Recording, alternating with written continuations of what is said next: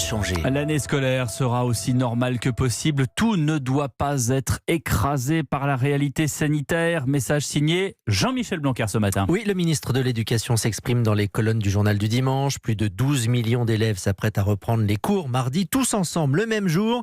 Certains n'ont pas mis les pieds à l'école depuis mars dernier. Alors, il y a peut-être de l'appréhension, mais chez ces 3 lycéennes de Sèvres, en région parisienne, rencontrées par Ève Roger, il y a surtout de l'excitation.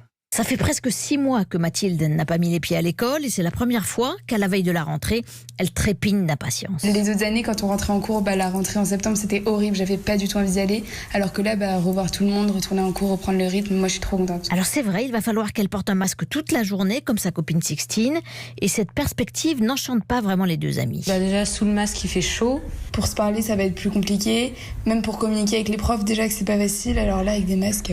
Donc moi, je trouve ça vraiment embêtant. Et puis, autre nouveauté de la rentrée, le risque de contamination, mais elles ne sont pas plus inquiètes que ça, explique Caroline. Je suis beaucoup sortie après le déconfinement, il y avait du monde, etc. et je ne l'ai pas attrapé. Donc le seul truc qui pourrait m'inquiéter, c'est si je l'attrape et que ma mère l'attrape aussi, parce qu'elle a des problèmes de santé, mais sinon ça va. Je pense que je l'ai attrapé, mais j'ai pas eu les symptômes et je n'étais pas malade.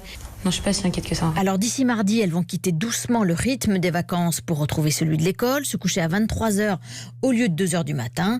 Et là encore, pour la première fois, elles s'en réjouissent. Alors, l'école est-elle prête à accueillir les 12,3 millions d'élèves français en cette période de résurgence du Covid ? Non, répond un collectif de médecins dans une tribune publiée hier soir dans Le Parisien.